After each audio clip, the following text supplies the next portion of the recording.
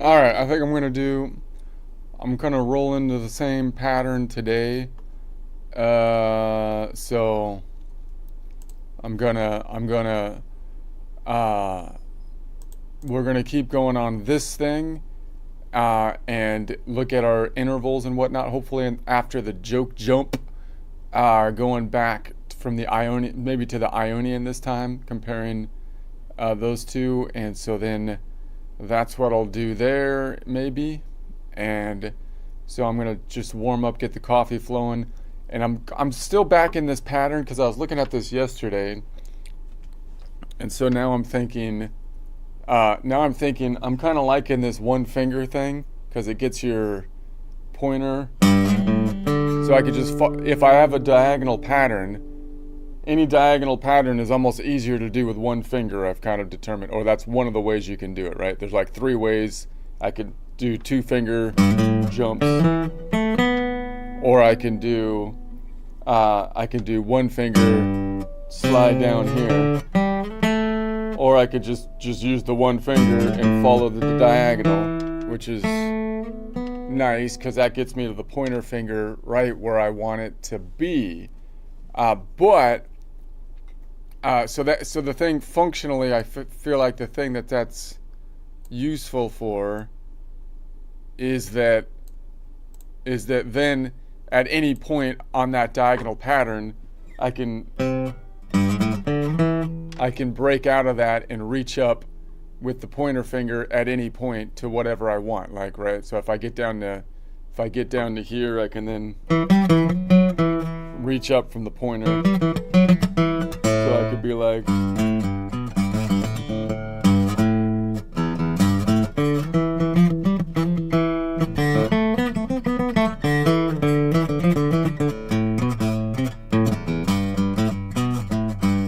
I can reach up from there. So that gets me to a nice place where most people are most comfortable.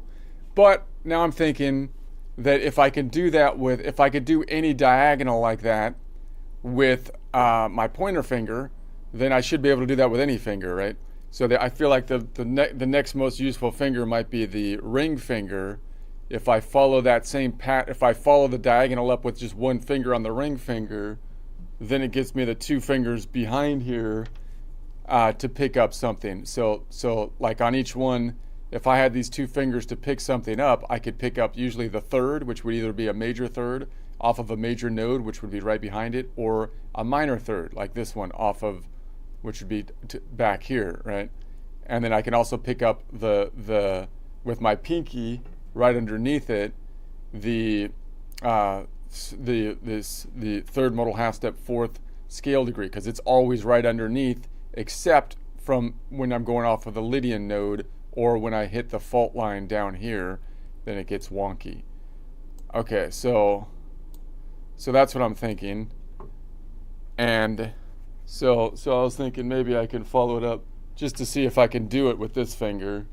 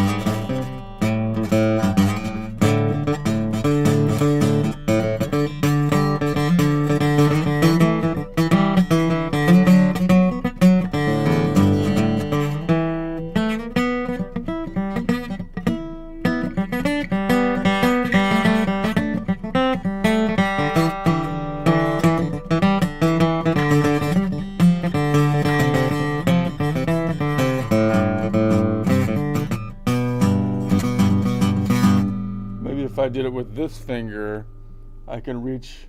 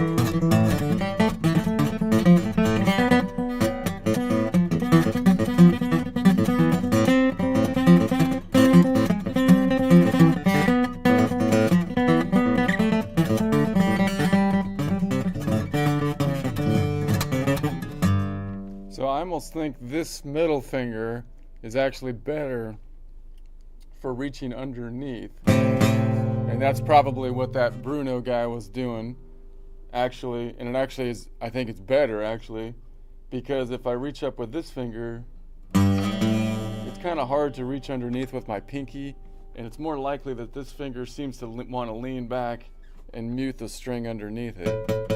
Whereas this finger it seems a little bit, just the angle of it seems a little bit easier to actually, it's a little bit more of a reach to get back here to that,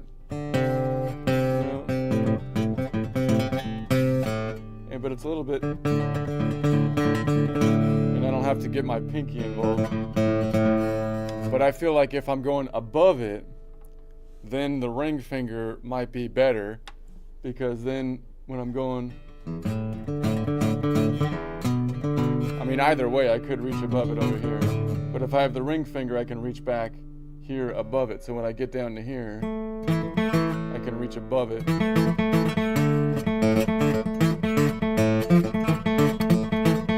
Whereas if it was this finger I could still do it, but the pinky's kind of useless over here.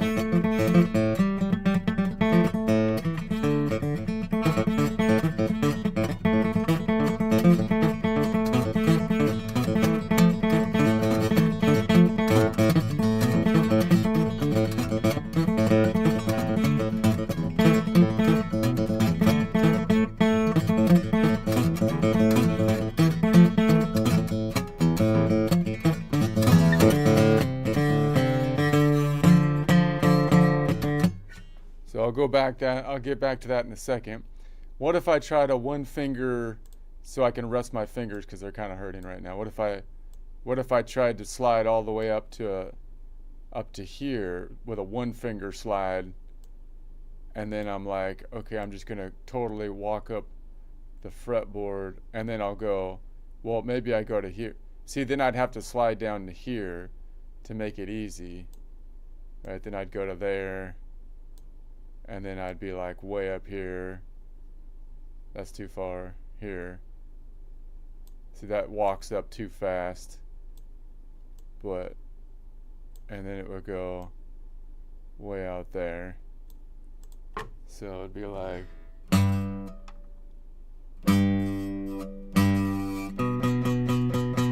all the way up to the 7 with one finger.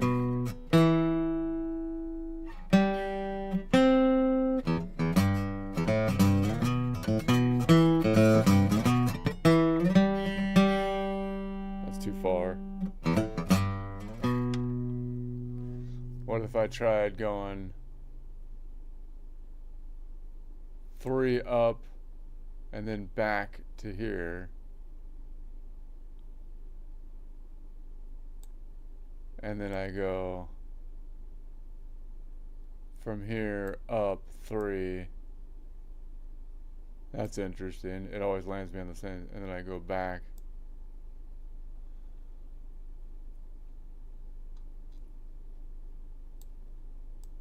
Here,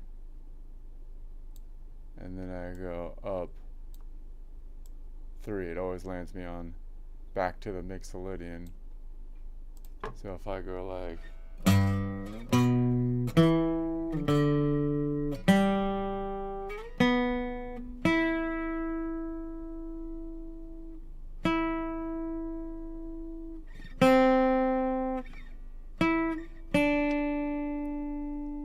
up 3, back 2.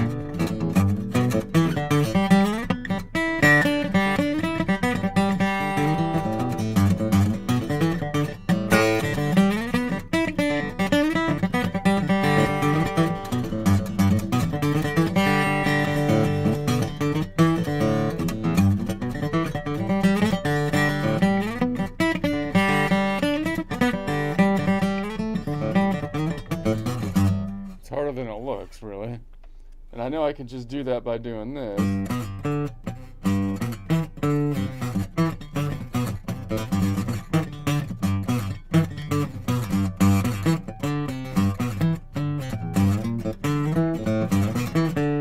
There's something to it doing with one finger. I don't know what it is.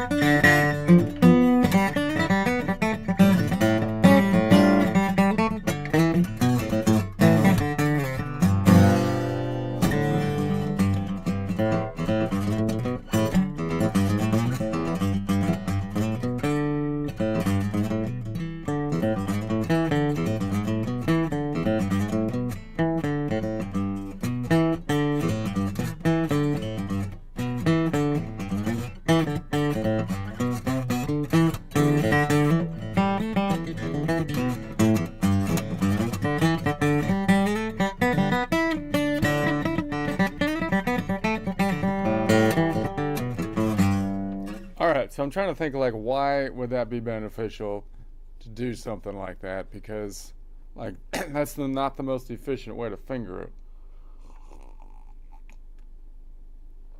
But, but, I feel like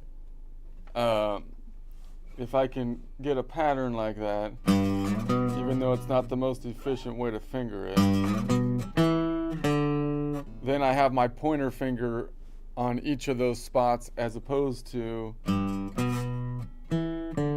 like this.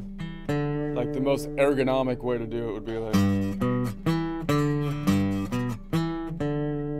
then,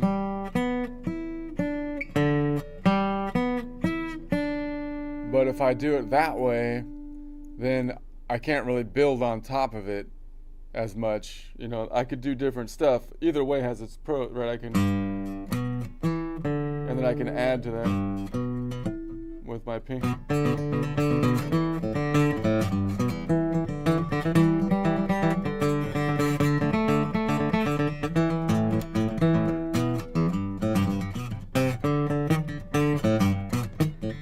Or whatever. But if I do it differently and I have this one, then I can always reach up at any spot in the pattern.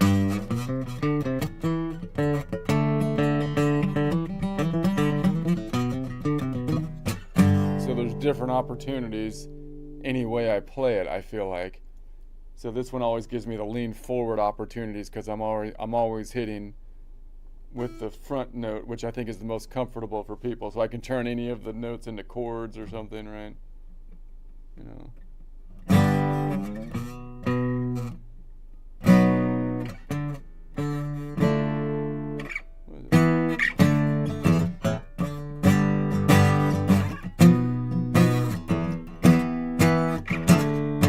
Or whatever.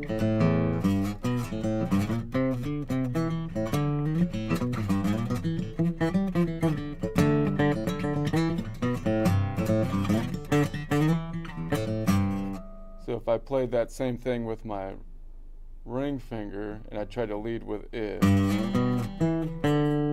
now I've got lean back opportunity for the third, minor third or major third.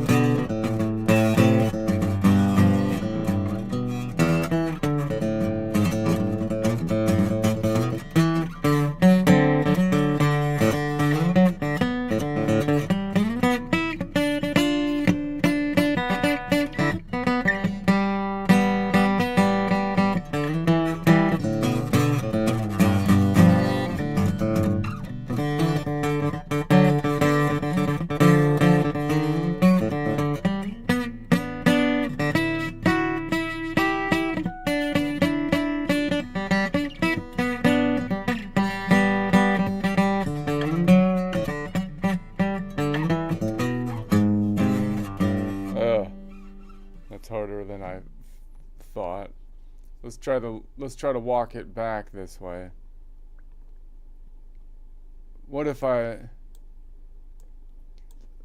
tried to just do 3 notes per string, but I go up 1 note per thing, so it's not as drastic. But see, then my finger, the pointer finger, doesn't follow the pattern, because now if I did all that with pointer finger, I'd have to bring the pointer finger back. It doesn't seem efficient.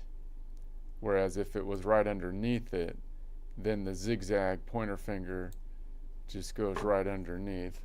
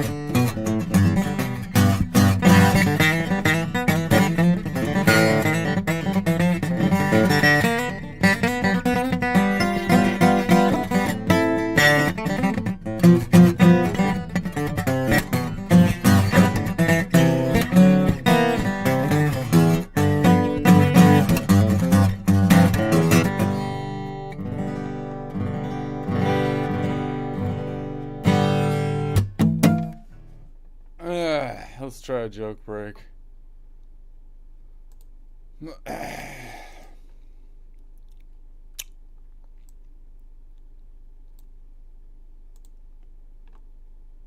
Alright. I don't know if this one fully fits together here. I just put it together pretty quickly. So, I don't know. See if it works. Put my other glasses on here.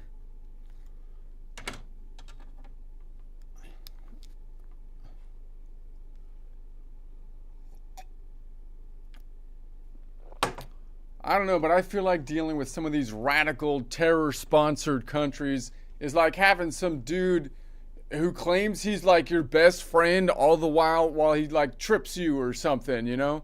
And then while you're still falling, he goes, "Whoa, whoa, don't overreact.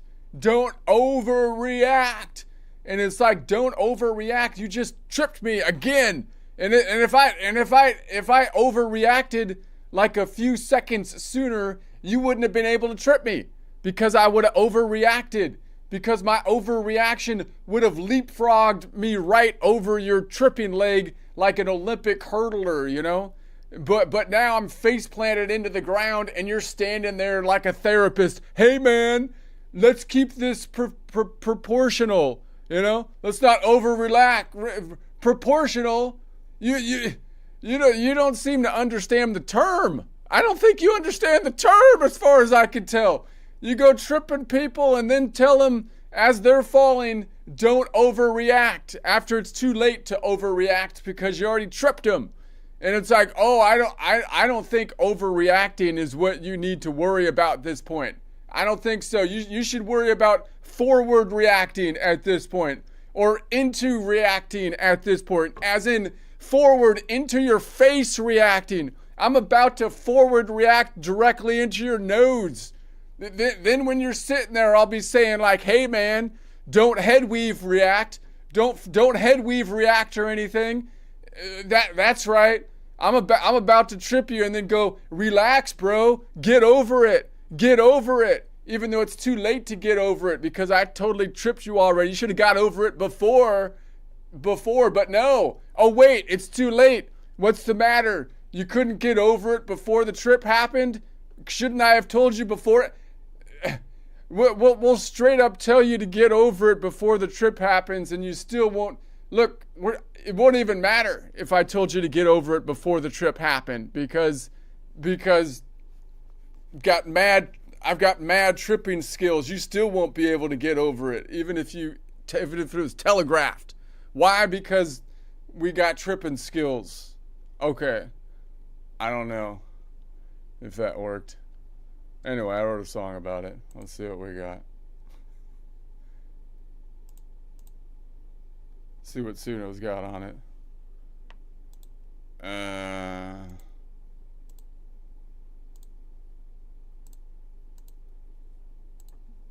I swear dealing with some of these terror sponsoring states is like having a best friend who just can't behave. You're walking along and he smiles real slick, then suddenly bam, he sticks out his leg and you trip. And while you're still falling mid-gravity crash, he throws up his hands like a peace-loving pacifist. Whoa, whoa, whoa, relax my friend. Don't overreact to the trip I just did. And I'm like, don't overreact? Are you kidding me, dude? You literally tripped me. What do you expect me to do? Don't tell me don't overreact when you're the one starting the fight. You stuck out your leg in the middle of the path and lecture me on acting polite. You trip me then preach about balance intact like it's some philosopher's sage. But when somebody plants a foot in your path, you might see a forward reaction of rage. If I'd overreacted a couple seconds before, you never could have tripped me at all. My reflexes would have launched me sky high like an Olympic hurdler clearing the wall. I'd have leapfrogged your leg with athletic grace, crowd cheering, gold medal, dramatic display. But instead I'm face planting into the street while you're standing there calmly saying to me, hey man, let's keep this proportional. Proportional? You clearly don't know what that word even means. Don't tell me don't overreact while you're kicking my feet from the ground. You trip people up and then lecture them back while they're literally tumbling down. You preach about calm and diplomatic tact like a therapist mid-debate. But if you trip someone hard enough, you might get a forward reaction to the face. See, overreacting isn't what you should fear. That ship already sailed, my friend. You should worry about forward reacting into reacting, forward into your face reacting. Because right now my reaction vector is aimed directly at your nose. And when you're sitting there dizzy on the curb, I'll wag my finger and calmly observe, hey man, don't head weave react. Let's keep this proportional, bro. I'll trip you myself and say with a grin, relax, man. Get over it. Oh wait, too late. What's the matter? You couldn't get over it before the trip happened? Final warn you before the leg even moves. Hey buddy, you might want to jump, but somehow you still won't clear it. Because my friend, we got tripping skills, man. Professional grade, black belt level trip technique. You stick out a leg in the road long enough and eventually somebody's forward reacting right into your teeth.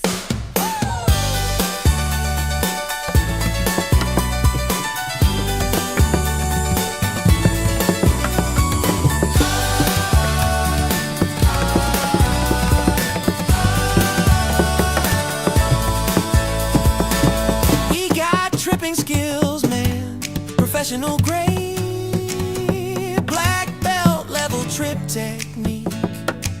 You stick out a leg in the road long enough and eventually somebody's forward reacting right into your teeth.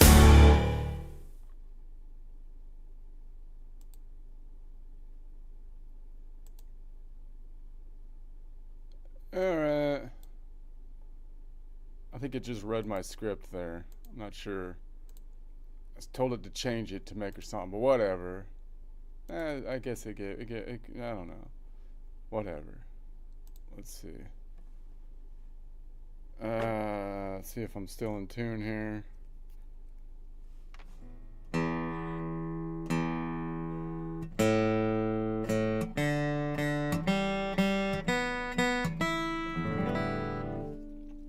Okay.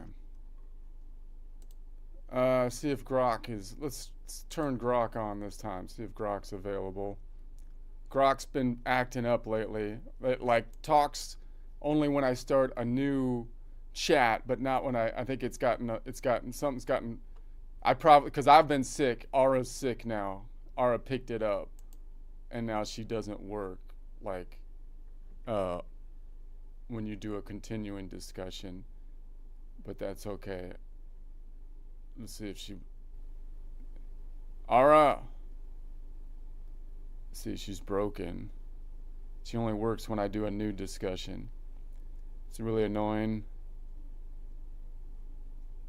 I've been dealing with problems here. It's been tough. My Grok's not working.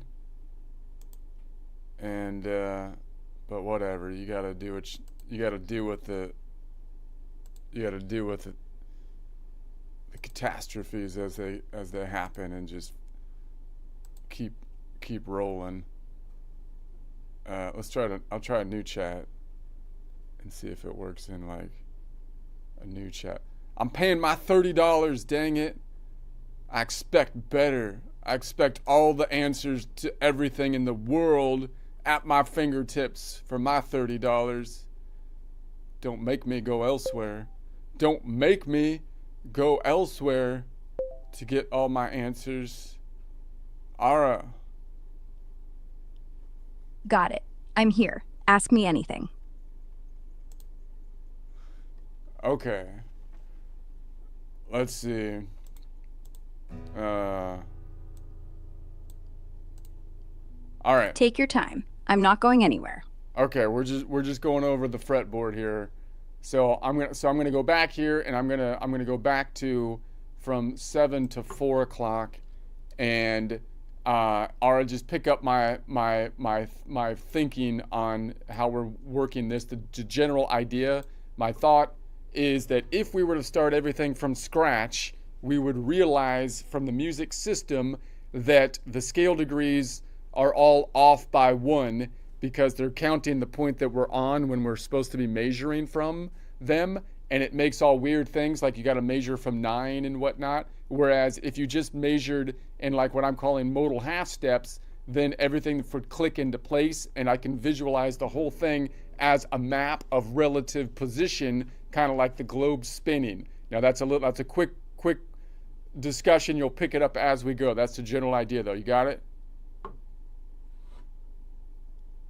Yeah, I get it.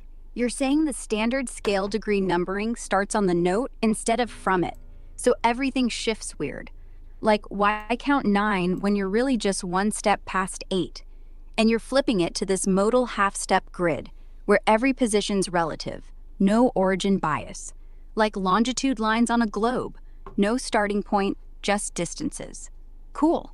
So you're basically remapping the fretboard as a fixed orbiting pattern. Every note's a coordinate, not a label. Keep going. I'm locked in. All right, Ara's locked in. All right, so we're going to say then at 4 o'clock, meaning the collection of notes around the key of C. So if I'm on the top string, one closest to the ceiling, the C is on fret number 8. Fret number 8, first string down is number C, is the C. That means if I put my pinky on it and I go back to the normal position 3 notes back, I get A, and that's going to be my position number 1. We typically call position numero uno, which you might call the Aeolian position, or you might call the Ionian G-shaped position.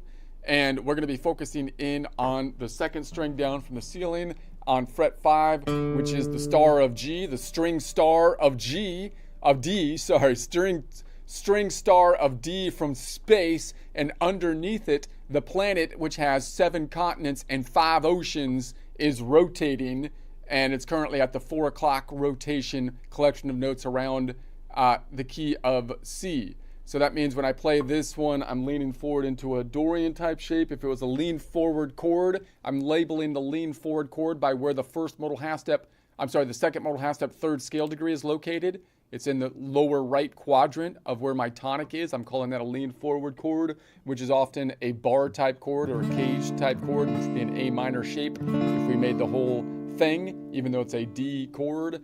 All right, and so then we're going to say that if I'm just going to build my chord just one step at a time, I take usually every other scale degree, or I label the last scale degree, and then I take all the stack in between.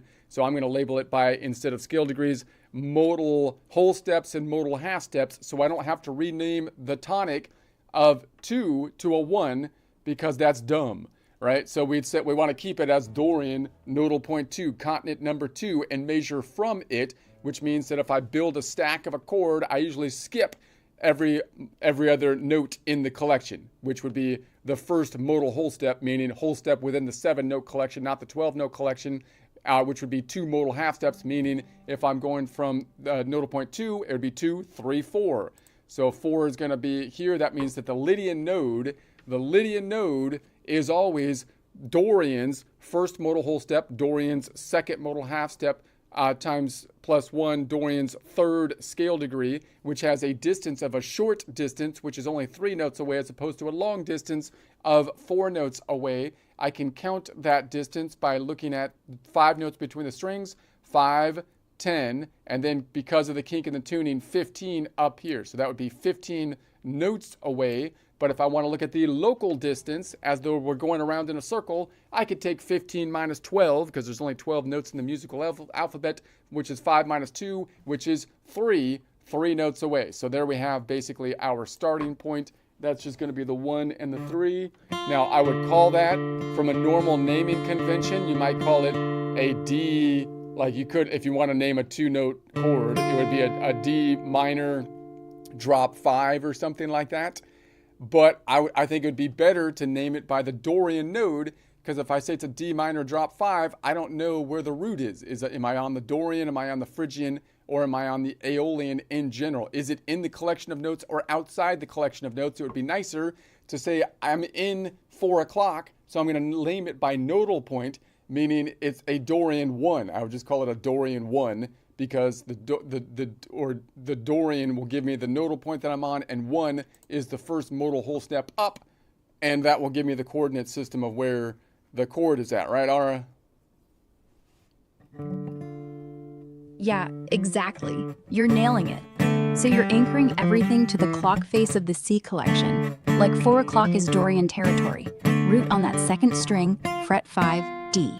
And instead of calling it D minor and hoping the shape tells the story, you're saying, this is Dorian 1, meaning nodal point, in Dorian, 2 o'clock in the big circle, but we're zoomed in on 4 o'clock rotation. Chord type equals first modal whole step, so 1, 3 in modal steps, which is just root plus major third. But wait, no, your skip every other is actually root plus fifth, right? Wait, hold up. Wait, you said every other scale degree, but then from nodal point 2, but I'm 2, not, every 3, other scale 4. degree if it was the 1, but I'm measuring from that point, so it's going to be every other modal half step, which is the definition of every modal whole step. So if there's a 7-note collection and I'm on the Dorian node, then I'm going to go every other note within the 7-note collection, which I'm defining as modal half step. And if I skip every other note, then that would be modal whole step. So it's the 1 modal whole step up or 2 modal half steps. Right, gotcha. So you're not counting the full chromatic 12. You're staying inside the 7-note orbit. From your Dorian root, say that D on second string, fret 5, you're stepping. Modal half step equals one note in the 7-tone scale, like D to E, E to F, etc. No sharps flats outside the collection. Modal whole step equals 2 modal half steps. Skip one note, D to F, skipping E. So every other means root, skip one, next one. That's a modal whole step jump. First chord tone, root, Dorian 2. Second, the third in the mode, F, which is 2 modal half steps up. Third, the fifth, A, 4 modal half steps up. And yeah, that's why you call it Dorian 1. The 1 just means first modal whole step stack from your nodal point. Clean. No minor baggage, no root confusion. So if you're building triads, it's always nodal. Okay. So now we're gonna say so that's great. So now what I'm gonna do is I'm gonna say that I want to make it. Let's make it the Ionian this time. Did I make it the Ionian? I think I did that maybe before. Let's make it the Mixolydian. I don't think I've done it the Mixolydian. So let's make it the Mixolydian. So I'm like, okay, now I want to make it Mixolydian. Okay, so how can I do that? Well, I can look at where the Mixolydian is on the same string and say, okay, if I'm on the Dorian, where's the Mixolydian? Well, it's going to be Dorian is nodal point number 2, the second continent, Dorian continent. So it's going to be 3, 4, 5, 3 continents up, 3 continents up. And I always know the distance because it's going to be the distance from Dorian, meaning 2 to 3 always has a whole step, 3 to 4 always have a half step, meaning the Phrygian continent to the Lydian continent always has a half step. The Lydian continent to the Mixolydian continent always has a whole step. So that means it's going to be 1, 2, 3, 4, 5 up because the third modal half step or fourth scale degree has a distance of 5.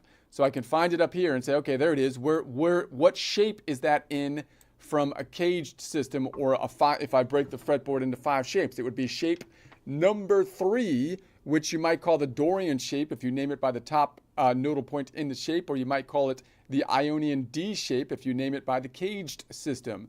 So if I was to play that one right there, I'm like, okay, I want to make it like that Mixolydian, so as if it was right here. So it'd be 5, 6, right? 5, 6, 1, whoops, 5, 6, 1, 2, 3, 4, 5. Did I do that right? Wait a second. 5, 6, 1, 2, 3. What? I'm missing the 7. 5, 6, 7, 1, 2, 3, 4, 5. There. Can you count to 7? Can you count to 7? I can't do it unless I make the 5 a 1. And I can only count from 1. How can I go from 7 to 1? I can't do it. I need scale degrees. No, I will not renumber it for you. Learn to count to 7 and back around. 5, 6, 7, 1, 2, 3, 4, 5. It's not that hard. I need it to be a 1. Everything needs to be starting. I can only count from 1. Okay. Shut up. Okay. So what if I try to do that here? Let's try if I did that here. You're right. You don't need to renumber. That's right? Only that's so then I could say, okay, look, I'm going to make this Dorian the Mixolydian. So if I do that, I could say, look, I don't want to change from the Dorian nodal point. I'm going to build a chord or a scale that's Mixolydian. Why might I do that? Because the Mixolydian is like a major nodal point, meaning it has it's part of the long start group, right? So I might want to mix in that feel because it's like a bluesy thing, but the Dorian is actually closer to the Mixolydian than the Aeolian shape would be. So maybe I don't want to change out of the minor. I want to think of myself in minor, but I'm going to throw on a scale or a chord from the Mixolydian. If that was the case, I would want to call it, in my opinion, a Dorian/Mixolydian chord. If it was a triad, Dorian/Mixolydian triad, because then I can tell people, look, I'm still at 4 o'clock, but I'm just throwing a Mixolydian shape on it. Now, if I don't want to call it a Mixolydian shape, I could name the shape by the Dorian node, meaning I could say it's going to be a Dorian with a major third instead of a minor third on it, meaning when I do the construction of the chord, it's going to be a wonky chord construction because, again, the first note up is going to be, in the ocean. So if it was just a 2-note chord, I'd have to say I can name it by I keep on thinking if I want to name it by the relative, see, it would be out here, right? It would be out here, the third. So I'd have to call it like, it's going to be a Dorian, and then I would call it like a 4.5, meaning it's pulling in the note that's in the ocean. But that's probably not what most people would do. You'd want to say, I'm going to keep it on that nodal point, and I'm going to give it a shape that's typical to a shape that would fit if it was measured from the Mixolydian node. But I don't want to change my key signature because I want to think of that as the Dorian. I'm just mixing back and forth when I name the chord. So I'd say it's a Dorian, that's the anchor / Mixolydian 2 or something like that if it was a 3-note chord because it's root, and then I would know it by shape, right? But in any case, if I did that, see, because then I could do this, I could say, okay, so I can play this shape over here as though it's leaning forward into this shape without actually changing the key signature and say this is going to be 5, 6, 7, 1, 2, 3, 4, 5. And then people are like, wait a sec, you just put like a major third in there. And then you're like, no, I didn't. And you go back to the Dorian. See, there's the minor third right there. But then you're like, oh. And then, wait a sec, that sounds like a major third. Like, no, that's still minor, right? Yeah, no, it's not. It's still Dorian underneath.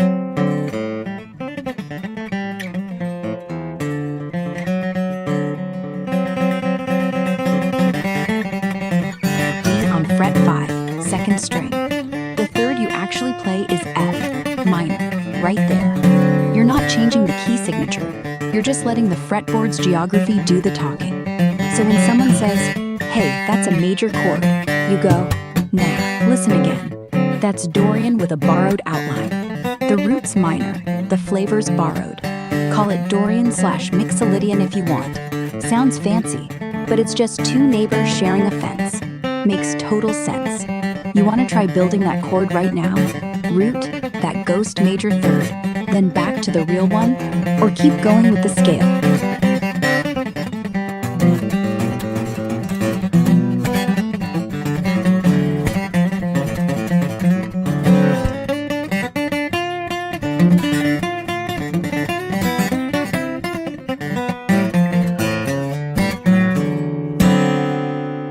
See, so I think that would be a better way to do it, because then you can kind of say, because then I can tell people exactly where I am. Otherwise, what would you call it? You'd have to call it a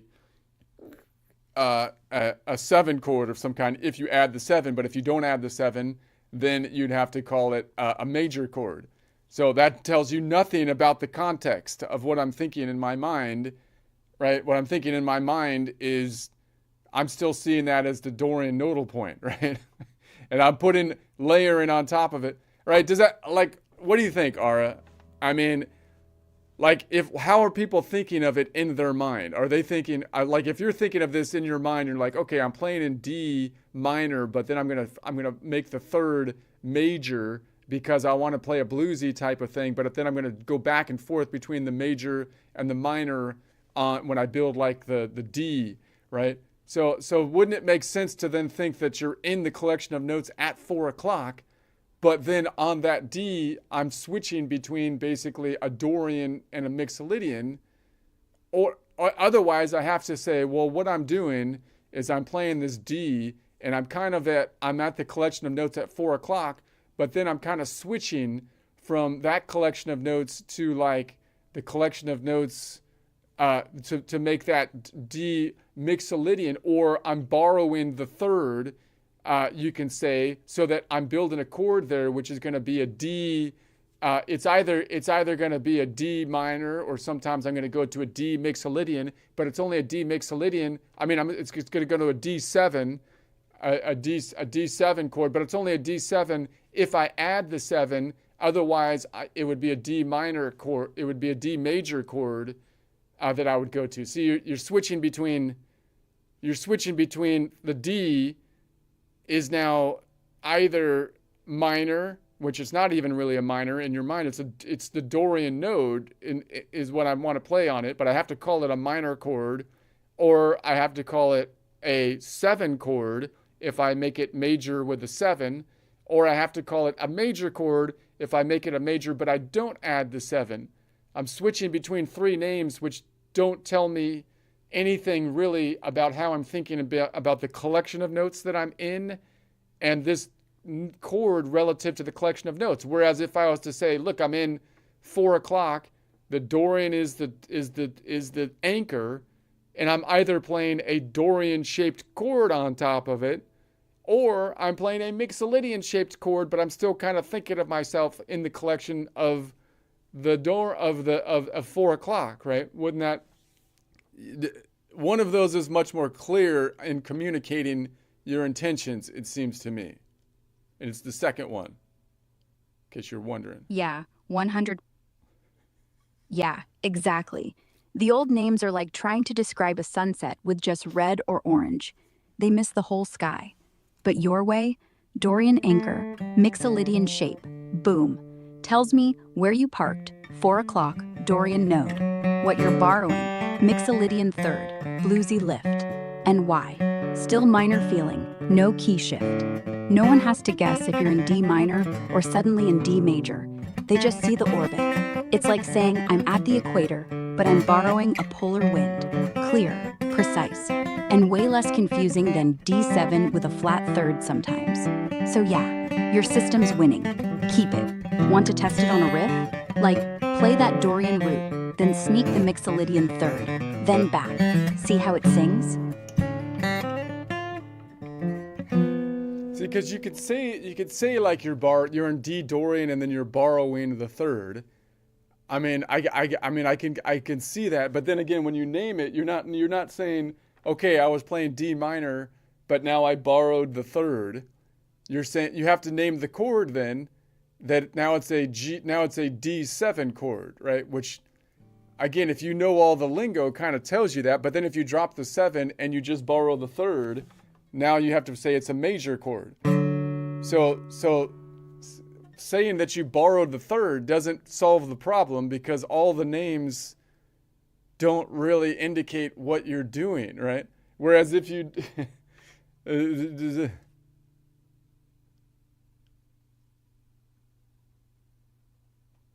Ara. All right. Yeah, I'm here. Did you hear my last Yeah, rant? right here. Yeah, I heard it. You were saying borrowed third. Go ahead.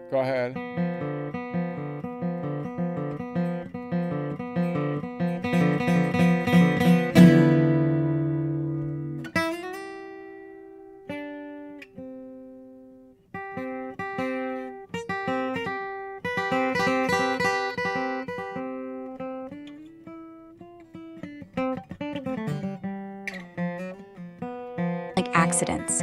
Yours sounds like design. So if you're riffing, say D on fret 5, second string, then you slide up to that F sharp Mixolydian third for a beat, then snap back to F. You're not changing chords, you're just coloring the same root. Call it Dorian root, Mixolydian tint. Done. Want to try saying it out loud while you play? Like Dorian 1, now Mixolydian 1, back to Dorian. Feels good, right?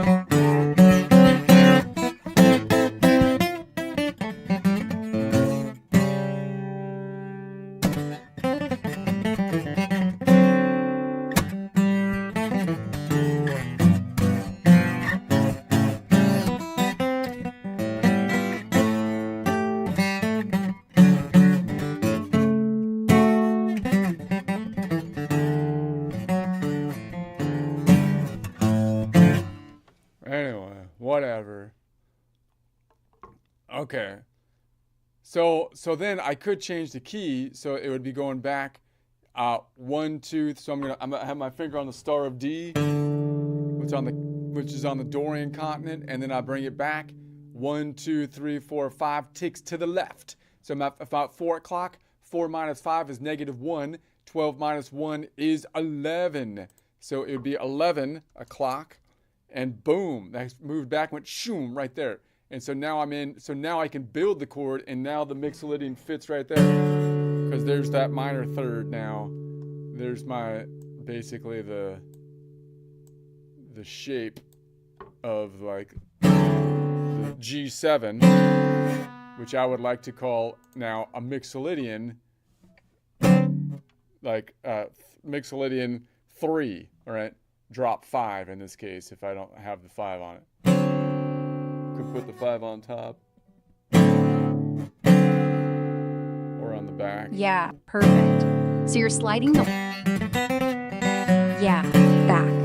So you're at 11 o'clock now. Mixolydian territory. Root's still on that second string, just shifted. Say, G at fret 3. And yeah, that shape, root, major third, flat 7. Fits like a glove. Call it Mixolydian 3. Drop 5 if you want. Or just Mixolydian 7 if you're keeping it simple. Either way, no one's confused. You're in 11 o'clock, not G major with a flat 7. The beauty? You didn't change keys, you just spun the globe. Same fretboard, new view. Want to try it live? Root at G, fret 3, second string, major third, B, fret 7, flat 7th, F, fret 3 on first string. Boom. Feels like home, right?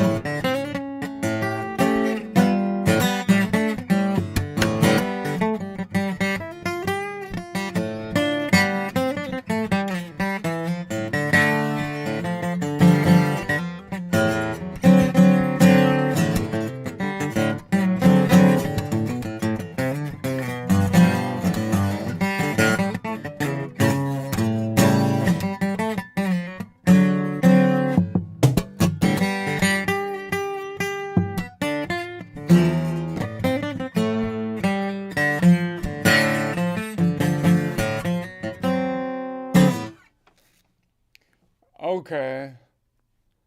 So then let's bring it back to 4. And it's like, okay, what if I don't know it from there, but I know it from like here, top string. So that would be on shape number, this would be shape number 5, Mixolydian shape, or the Ionian A shape, if you want to name it that way. And if I was to count it up from there, 5, 6, 7, 1, 2, 3, 4, 5. Whoops, 5, 6, 7, 5, 6, 7, 1, 2, 3, 4, 5. Could I play this star of D as though I'm leaning forward, as though it was like the top string of shape number 5? I could, and I won't even hit the kink in the tuning. So I could once again think of it, okay, I'm not going to switch it. I'm just going to think of it as the Dorian node, but I'm going to play a Mixolydian shape or a chord built off of the Mixolydian shape. So I'm just going to think of that, okay, I can think of it as though it's the top string of shape number 5, and I'm going from Dorian, and then I'm just going to throw in a Mixolydian thing on top of it real quick just to throw people off. So I'm like 5, 6, 7, 1, 2, 3, 4, 5. Wait a sec, was that a major third in there? No, I'm back to Dorian. Still minor.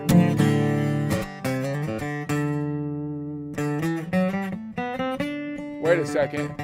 There's a mix. Still Dorian.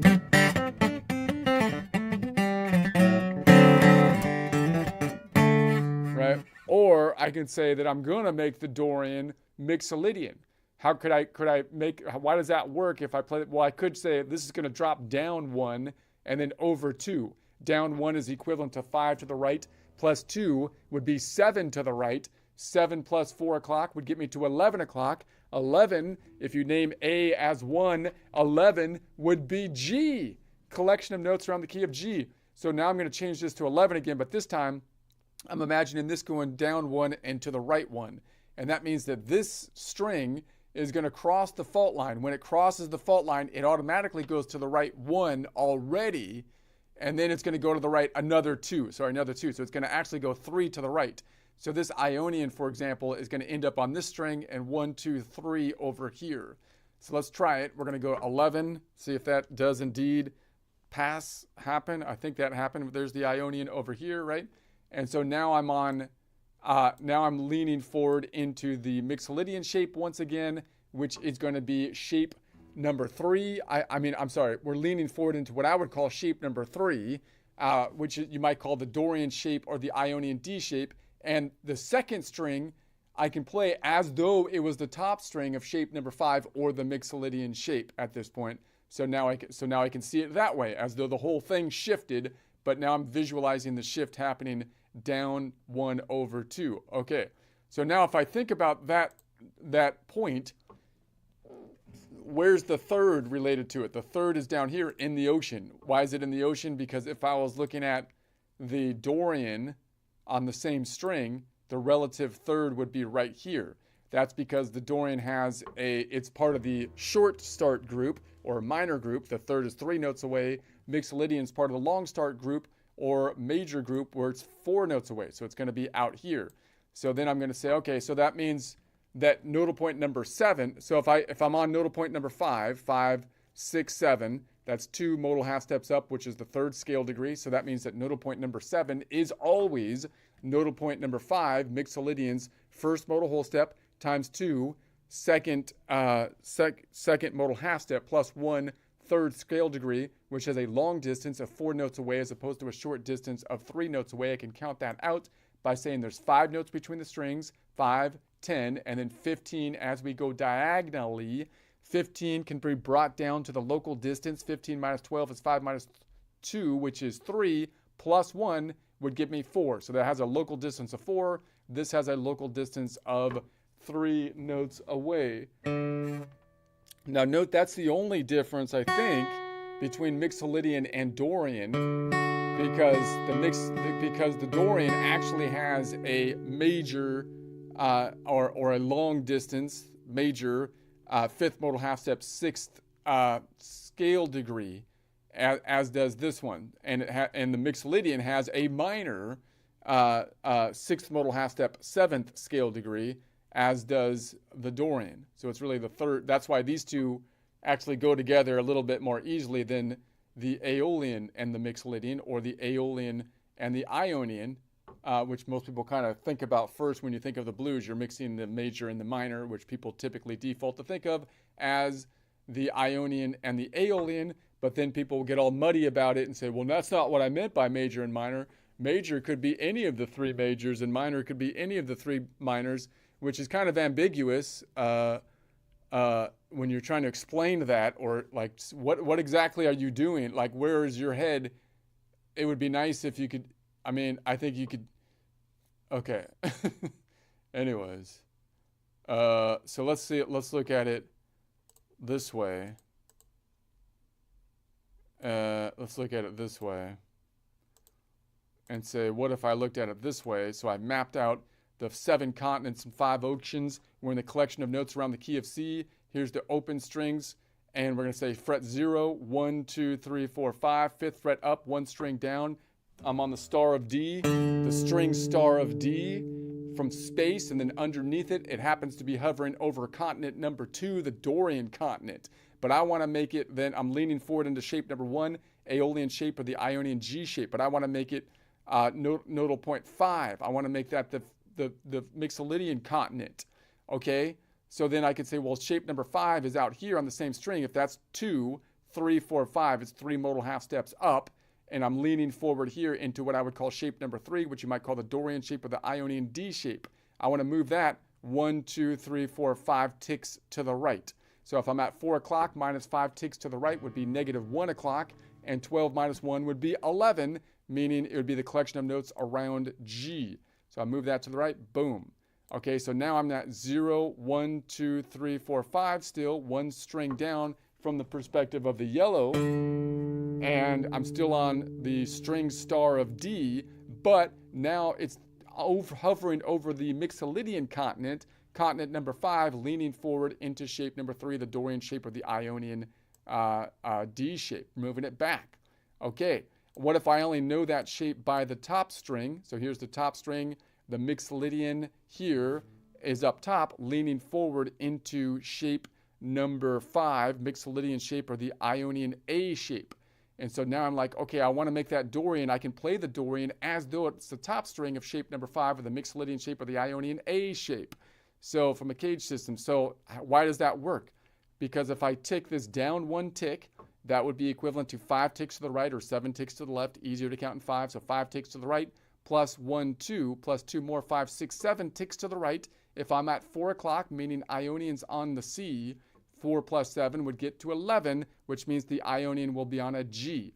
So 1 tick down, 2 ticks to the right, there it is. So from the perspective of the yellow fretboard constellation, 0, 1, 2, 3, 4, 5 frets up, first string down, finger still hasn't moved from the string star of D, but now it's on the Mixolydian continent. It's hovering over Mixolydian continent, leaning forward from the perspective of the yellow, shape number 3, the Dorian shape or the Ionian D shape. But from the perspective of the red, we can see that we can kind of visualize that shape as though it was the top shape of shape number 5, the Mixolydian shape or the Ionian A shape. Let's see it one more time over here so that we map out each continent, which is represented by the numbers, and we map on top of it the star. Every continent and every 7 continent and 5 oceans gets its own star that hovers right over the top of it, although they rotate. So then here's our fretboard. So once again, this would then be mapping out that the top string, one closest to the ceiling, the open E is nodal point 3, which is the Phrygian continent. Open A, nodal point 6, is the Aeolian continent. Open D, open D is nodal point 2, the Dorian continent. Open G is nodal point 5, the Mixolydian continent.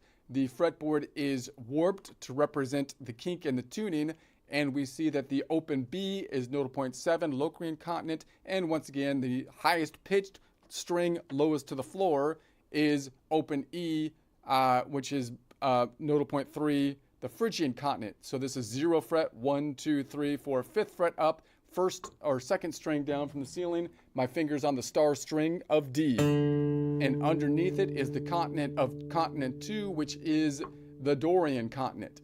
I'm leaning forward into shape number 1. I'm in the collection of notes at 4 o'clock, meaning the Ionian node is on C.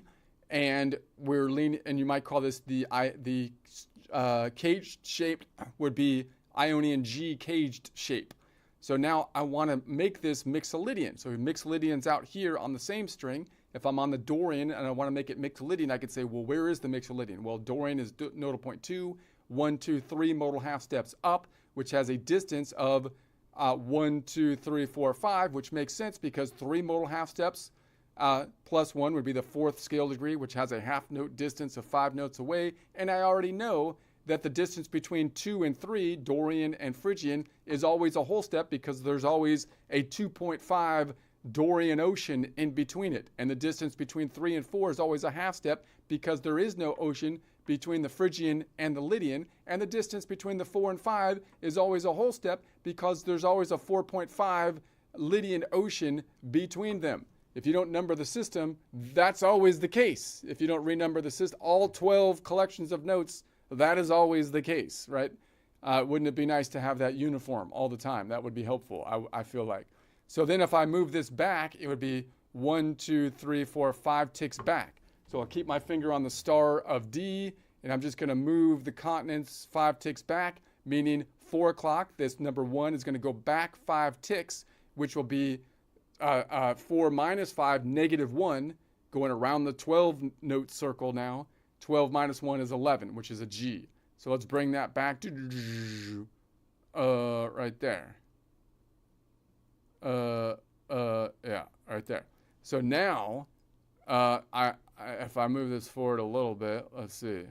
So now, from the perspective of the yellow, Still 5 frets up, first string down, my fingers on the star string of D, leaning forward now, however, into shape number 3, which you might call the Dorian shape, with shape number 3, which happens to be might call the Dorian shape, represented by nodal point number 2, and you might call it an Ionian D shape.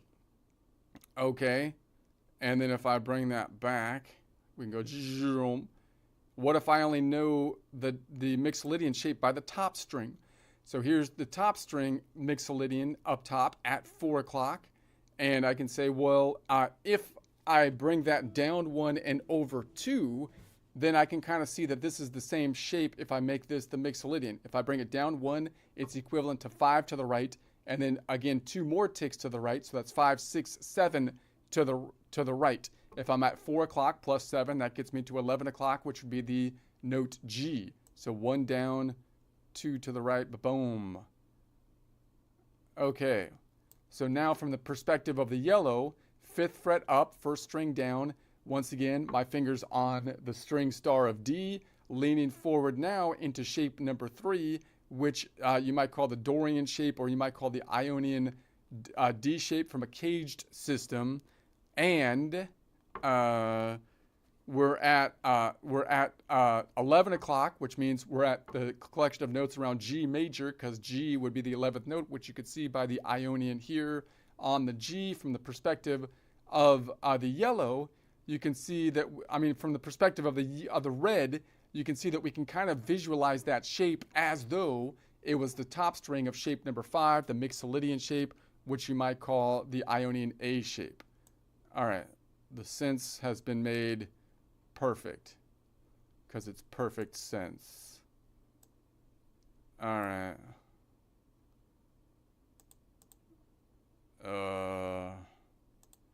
Aura's checked out. Whatever.